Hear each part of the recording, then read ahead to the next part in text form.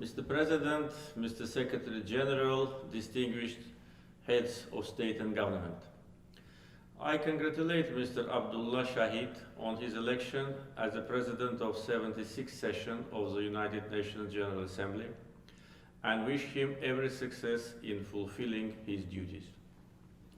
I also express my sincere gratitude and appreciation to Mr. Volkan Bozkır from Brasilia, Turkey, for his leadership as the President of the 75th session of the General Assembly.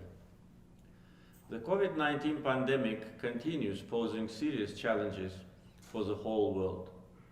From the very beginning, our government has been taking robust and practical measures to protect the population and to minimize negative impact of the pandemic. Azerbaijan has launched immunization campaign since mid-January this year. Vaccine doses used per 100 people makes more than 80%. The socio-economic stimulus package, worth almost $2.7 billion, has been released to support COVID-affected people and business. As a result of well-planned measures, the situation with pandemic has been kept under control, and the quarantine regime has been gradually eased in our country. Azerbaijan's extensive efforts against the pandemic have been internationally recognized. In 2020, the World Health Organization hailed Azerbaijan as an exemplary country in fighting the pandemic. Azerbaijan carried out all these activities with its own financial resources. We have also made voluntary financial contributions to the World Health Organization in the amount of $10 million and provided financial and humanitarian assistance to more than 30 countries to support their fight against the coronavirus. Furthermore, we have provided more than 150,000 vaccine doses to 4 countries free of charge. Azerbaijan is advocating for a stronger global solidarity to overcome the pandemic. In this capacity, as a chair of non-aligned movement, Azerbaijan has put forward a number of global initiatives.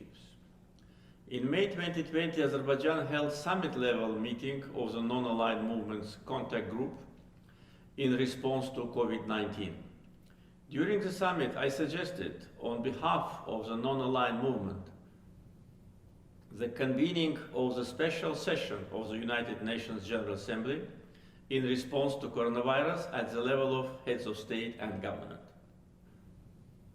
This initiative was supported by more than 150 UN member states, and the special session took place on 3rd-4th December 2020. I express my gratitude to the Secretary General, Mr. Antonio Guterres, and all states supporting our initiatives. On numerous occasions, Azerbaijan has publicly expressed its discontent with stockpiling of vaccines by some wealthy countries. We reiterate our dismay on the persistent vaccine nationalism and deepening inequality in access to vaccines between developing and developed countries. Such actions prevent developing countries from protecting their populations. According to international reports, so far, more than 75% of the world's vaccine doses have been purchased by 10 wealthy countries, while vaccine coverage of low-income countries is less than 2%. To call international attention to this challenge, Azerbaijan, on behalf of the non-aligned movement, initiated a resolution on ensuring equitable and universal access for all countries to vaccines in the UN Human Rights Council, which was unanimously adopted this March. Azerbaijan plans to initiate a resolution at the UN General Assembly on the same topic during this session. We believe that there is a need to take strong, cohesive and targeted global actions to recover better from COVID-19. In this regard, we suggest establishing a UN high-level panel on global recovery from the COVID-19, which could prepare recommendations on global measures for post-pandemic period. This year marks 60th anniversary of the establishment of the non-aligned movement. With the unanimous decision of 120 NAM member states, Azerbaijan undertook the responsibility to chair the movement for 3 years at its 18th summit of the heads of state and government held in Baku in October 2019. Azerbaijan is strongly advocating for upholding international justice, norms of international law, and defending legitimate interests of member states of the movement. This year, the member states of the movement unanimously decided to extend Azerbaijan's chairmanship for 1 more year until late 2023. It is a sign of recognition and appreciation of Azerbaijan's successful and effective steering of the movement in this challenging time for the whole world. The implementation of Sustainable Development Goals is one of particular importance for Azerbaijan. Azerbaijan is among 12 countries around the globe and is the first in our region that has submitted its third voluntary national review report on the implementation of the 2030 Agenda. Scoring 72.4 out of 100 points possible on the SDG Achievement Index, Azerbaijan ranks 55th out of 165 countries in the 2021 Sustainable Development Report, with the best result in the region.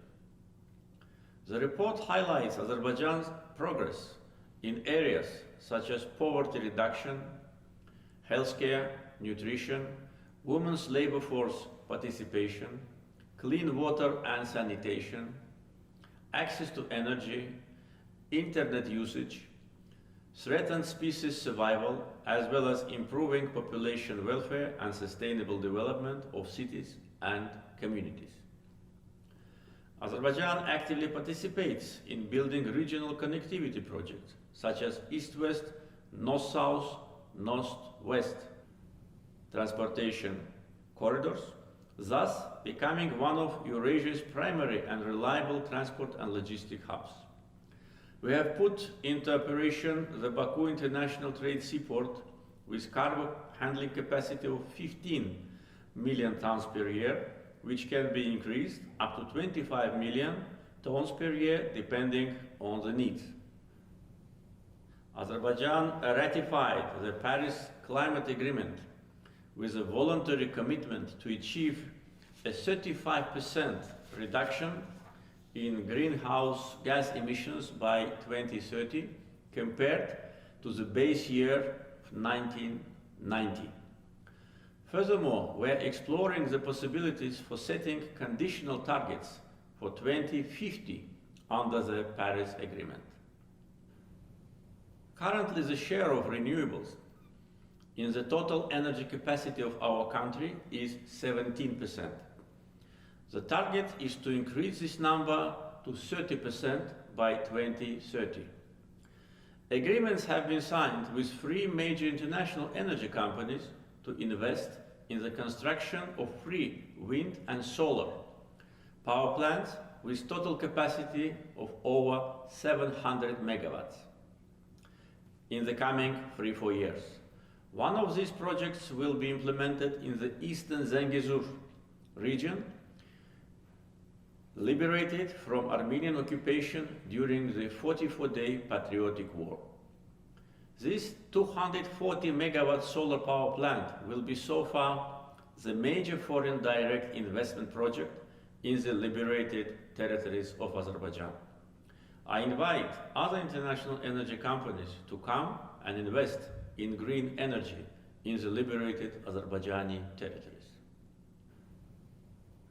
I announced the recently liberated Karabakh and Eastern Zengezur as green energy zone. The liberated territories of Azerbaijan have the proven potential of 7,200 megawatts of solar energy and 2,000 megawatts of wind energy. Azerbaijan, along with crude oil and natural gas, recently became an exporter of electric energy. Today we export electric energy to 4 neighboring countries. Meantime, domestic electricity consumption is rising due to population growth and economic development. During 8 months of this year, non-oil industry of Azerbaijan grew 18.4%. Ladies and gentlemen, Azerbaijani people are strongly connected to its roots, history, language, and traditions. I have declared this year as a year of Nizami Gencevi on the occasion of the 880th anniversary of the great Azerbaijani poet. In 12th century, Nizami Gencevi propagated in his poetry the ideals and values such as peace, justice, humanism, freedom, and equality, which coincide with principles promoted and protected by the United Nations. In Azerbaijan, we cherish and support multiculturalism as a way of life. Azerbaijan is considered as an example of tolerance and peaceful coexistence of representatives of various religious and ethnic groups living in our country. The UN strongly supports Baku process, which was initiated by Azerbaijan in 2008 to strengthen dialogue and cooperation between the Muslim world and Europe. The UN General Assembly's resolutions have recognized the World Forum on Intercultural Dialogue held in Azerbaijan regularly as a key global platform for promoting intercultural dialogue. Ladies and gentlemen, last September, addressing the UN General Assembly, I draw your attention to continuing occupation of territories of Azerbaijan by Armenia and aggressive statements and actions of the Armenian government. Today, a year later, I proudly say that Armenia was defeated on the battlefield and Azerbaijan put an end to the occupation.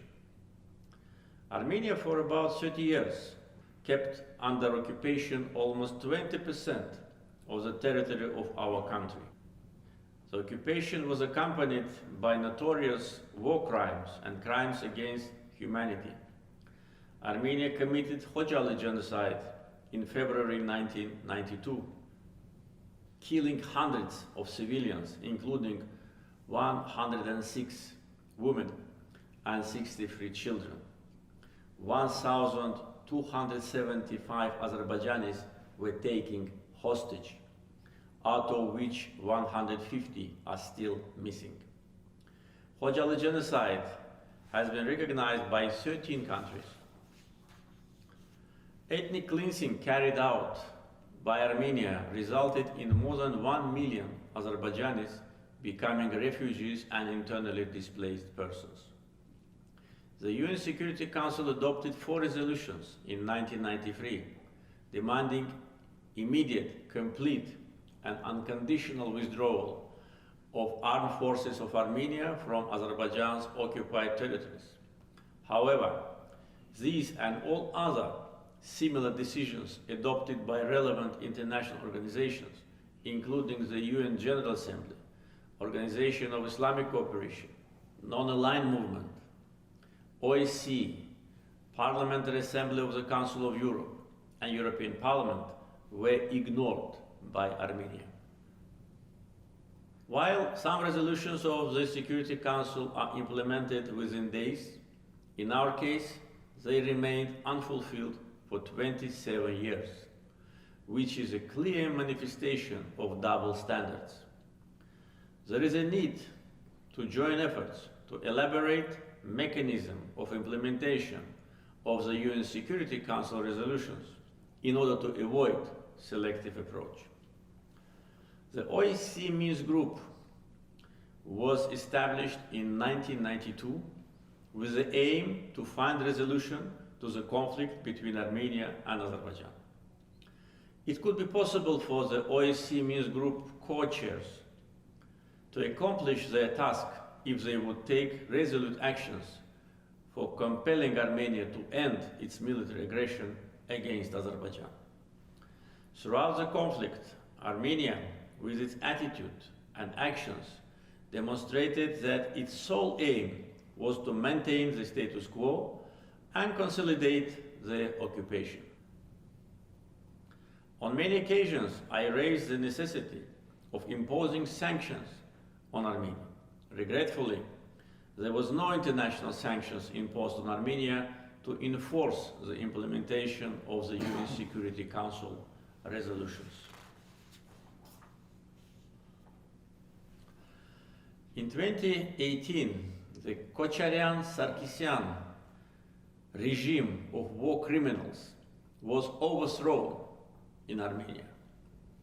We had some hopes that the new government of Armenia would seriously engage in negotiations. We were ready to reciprocate any positive signal coming from Armenia. In 2018-2019, it was one of the most calmest periods in former line of contact. However, the regime replacement in Armenia was not followed by real changes on the ground, in spite of Azerbaijan's positive actions. The new government of Armenia also opted for the continuation of occupation instead of peaceful neighborhood with Azerbaijan. During the last 2 years of the conflict, Armenia deliberately destroyed the negotiation process. The government of Armenia made a number of provocative statements and actions, like saying Karabakh is Armenia, and period, and not an inch of occupied land back. The then Defense Minister of Armenia openly threatened Azerbaijan with new aggression and occupation of new territories.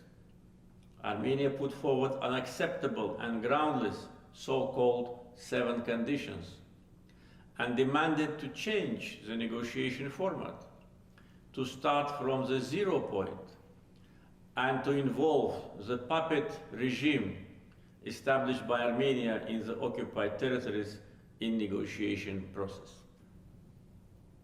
Attempts by Armenian government to change the format and substance of negotiations was an unpleasant surprise for the OSCE Minsk Group co-chairs, whose efforts were paralyzed by irresponsible and dangerous actions of Armenia.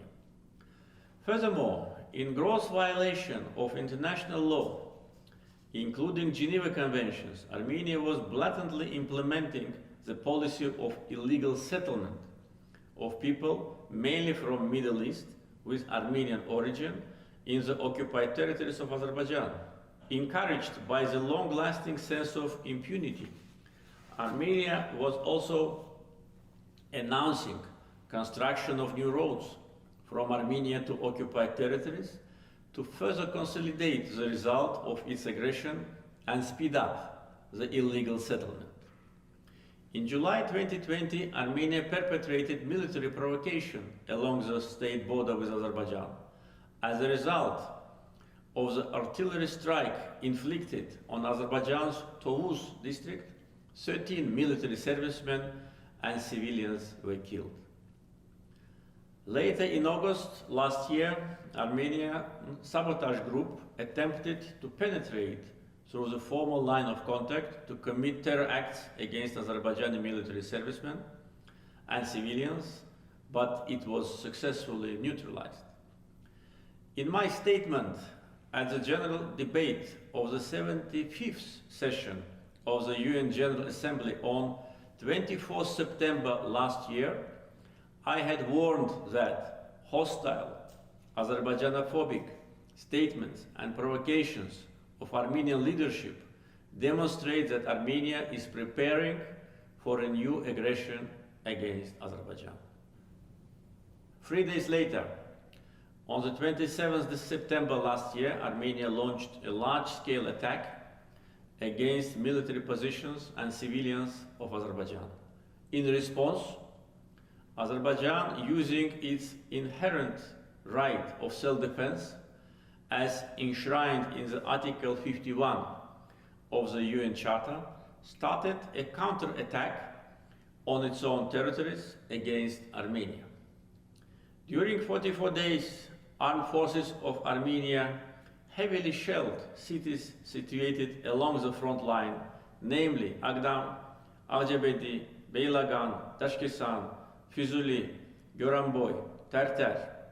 Armenia also fired at Ganja, Berda, Mingechevir, Gebele, Siazen, Hızı, and other cities situated far away from the former front line. One of missiles was intercepted by Azerbaijani air defense forces in Hızı, close to Baku, which shows that the capital city Baku was also a target of Armenian missile attack.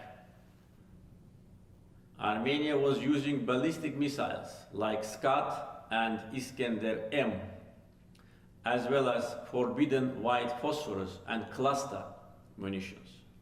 These war crimes of Armenia resulted in more than 100 civilians, including 11 children being killed, more than 450 wounded. More than 12,000 civilian infrastructures, including private houses in Azerbaijan, have been destroyed or severely damaged. Abided by a fundamental principle of international humanitarian law on the distinction between combatants and civilians, Azerbaijan never reciprocated Armenia's vicious war crimes by targeting civilians. Armenia also recruited mercenaries and foreign fighters from abroad and deployed them against Azerbaijan. During 44-day war, Azerbaijan liberated large part of occupied territories, including cities of Jabrayil, Hadrut, Füzuli, Zengilan, Gubadli, and Shusha. In total, more than 300 cities and villages were liberated on the battlefield. Armenia had to sign an act of capitulation on 10 November 2020. Accordingly, Armenia was obliged to withdraw its troops from the remaining part of Azerbaijan's territories, namely Agdam, Lachin, and Kelbecer regions. Azerbaijan itself enforced the implementation of the above-mentioned UN Security Council resolutions. Probably it was the first case in the world since the establishment of the United Nations. Azerbaijan resolved the 30-year-long conflict and restored its territorial integrity and historical justice by military political means. The Nagorno-Karabakh conflict was left in the past. There is no administrative territorial unit called Nagorno-Karabakh in Azerbaijan. We have created Karabakh and Eastern Zengezur economic zones by the presidential decree signed on 7th July this year. Using this occasion, I would like to call on all the UN member states and the UN Secretariat to avoid using legally non-existing, politically biased and manipulative names while referring to our territories. The building of multi-layered defense lines and fortifications with long trenches, tunnels and bunkers by Armenia for years in the formerly occupied territories of Azerbaijan proves that Armenia did not intend to return those territories by any means. During almost 30-year-long occupation, Armenia has deliberately destroyed cities and villages, looted and plundered all cultural and religious sites of Azerbaijan, turning them into the textbook example of urbicide and culturicide. After the Second World War, probably annihilation of cities in such a magnitude has not happened anywhere else in the world. 9 Azerbaijani cities and hundreds of villages have been barbarically wiped out by Armenia. Armenia attempted to erase the traces of Azerbaijani people living in these territories for centuries. Agdam city was destroyed to such an extent that it was called as Hiroshima of Caucasus. After the liberation, our army could not find a single building in Fizuli city to raise the Azerbaijani flag. Out of 67 mosques in the territories which were under Armenian occupation, 65 have been razed to the ground, and remaining 2 have been severely damaged and desecrated, including by being used as stables for pigs and cows, in total disrespect to all Muslims of the world. Even the graveyards were desecrated, destroyed, and looted. During visits to liberated territories, foreign diplomats, representatives of international organizations, and international journalists have witnessed the barbarism committed by Armenia. The facts of the full destruction of cities and villages, including the cultural and religious heritage sites of Azerbaijani people, has been widely documented and broadcasted by international media and independent experts. Each delegation in the United Nations has been provided with an illustrative book which contains brief information and photos of our towns and villages before and after the occupation. It reflects the total destruction of religious and historic monuments of Azerbaijan. Armenia has committed severe ecocide in the formerly occupied territories of Azerbaijan. 60,000 hectares of our forests have been destroyed, cut down and taken away. Soil and rivers have been polluted and contaminated. Armenia used water reserves to create an artificial environmental crisis on the formerly occupied territories. In 2016, the Parliamentary Assembly of the Council of Europe adopted a resolution entitled "Inhabitants of frontier regions of Azerbaijan are deliberately deprived of water," demanding the Armenian authorities to cease using water reservoirs as tools of political influence or an instrument of pressure. This resolution was totally ignored by Armenia, which continued to use the Sarsang water reservoir as a tool of humanitarian and environmental terrorism. Armenia was intentionally opening the floodgates during the winter months to cause flooding in the surrounding areas and closing them in summer to deprive people and farms from water in the former frontline region. Armenia has been severely polluting transboundary river called Okhtuchay, causing irreversible degradation of ecosystem of the area along the river in Azerbaijan. Regrettably, some foreign companies are also participating in this environmental crime. Armenia illegally exploited natural resources, including gold and other precious metals and minerals of the formerly occupied lands, and exported it to the international markets.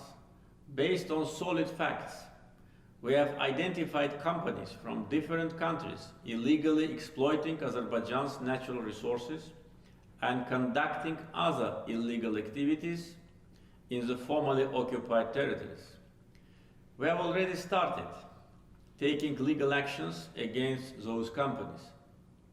They will be held accountable for illegally exploiting our natural resources in the formerly occupied lands. We have around 4,000 citizens registered as missing persons from the First Karabakh War. Armenia must provide us with information about their fate. We have solid proofs that almost all of them have been tortured and killed and buried in mass graves by Armenian military in violation of international humanitarian law. In April 2021, remains of 12 civilians killed by Armenian war criminals have been identified in liberated Bashlibel village of Kelbecer district in a mass grave. Armenia must bear state responsibility for military aggression and other grave crimes committed against Azerbaijan under international law and Charter of the United Nations. The despotic warlords who came to power in Armenia as a result of coup d'etat and ruled for 20 years from 1998 to 2018 were completely doomed to failure in achieving their nefarious dreams and goals during the 3-decade-long occupation of Azerbaijan's territories. On the contrary, Armenia has become a failed state, as I had emphasized in my statement at the UN General Assembly in 2017. The country has been weakened to the extent that it cannot even guard its own borders by itself. Azerbaijanophobia, promoted by the government, is on the rise in Armenia. Racist ideology cultivated in Armenian society based on ethnic hatred and demonization is the root cause of ethnic cleansing and unprecedented vandalism in the formerly occupied lands of Azerbaijan by Armenia. Despite the regime change in Armenia, the fascist ideology continues to dominate in the country. Successive Armenian governments have glorified Nazism in the person of Nazi General Garegin Njde, who has been turned into national hero in Armenia. While the progressive world is fighting against the rise of neo-fascism, the then president of Armenia inaugurated the monument of Garegin Njde in capital Yerevan in 2016. Azerbaijan defeated not only Armenian occupying forces, but also Armenian fascism. If we see again any danger to our sovereignty, territorial integrity, and security of our people, we will exercise our legitimate right to self-defense without any hesitation. Ladies and gentlemen, as we have left the conflict behind, large-scale construction work is carried out in the liberated territories. Azerbaijan is building new cities and towns from the scratch by applying the modern urban planning and utilizing the concepts of smart city and smart village. All this work is being conducted with Azerbaijan's own financial resources. To that end, $1.3 billion have been allocated from the state budget only this year. However, the main challenge is the vast presence of landmines planted by Armenia in the liberated territories. Since the signing of the Capitulation Act by Armenia on 10 November 2020, around 30 Azerbaijani citizens, including 2 journalists, were killed, and around 130 citizens were wounded. Azerbaijan is among the most heavily mined countries in the world. It slows down the reconstruction process in the liberated territories and return of internally displaced persons to their homes. Armenia refuses to release accurate maps of minefields. The accuracy level of the maps for 3 regions which Armenia had to provide is only 25%. The international community must force Armenia to provide us with accurate mine maps of all liberated territories. As the conflict is over, Azerbaijan has already announced its readiness to embark upon the border delimitation and demarcation between Azerbaijan and Armenia, and to start negotiations on peace agreement with Armenia based on mutual recognition of sovereignty and territorial integrity of each other. Such an agreement would turn our region into the region of peace and cooperation. However, we have not yet seen any positive reaction from Armenia regarding our proposal. One of the areas that can serve as cause of peace and cooperation is transportation projects. In this context, the Zangezur corridor connecting mainland Azerbaijan with its inseparable part Nakhchivan Autonomous Republic and Turkey will create new opportunities for our region. Azerbaijan has created a new reality in the Southern Caucasus region, which has to be taken into account by all. Armenia has to make a choice between regional cooperation and illegal and baseless territorial claims against its neighbors. The international community should also play its positive role in this regard and urge Armenia to realize that peace has no alternative. Any acts directly or indirectly supporting revanchism and militarization in Armenia must be ceased. We hope that long-awaited peace, security, and stability will prevail in the Southern Caucasus at last. Azerbaijan will continue its consistent efforts to contribute and to strengthen regional peace and development. Thank you.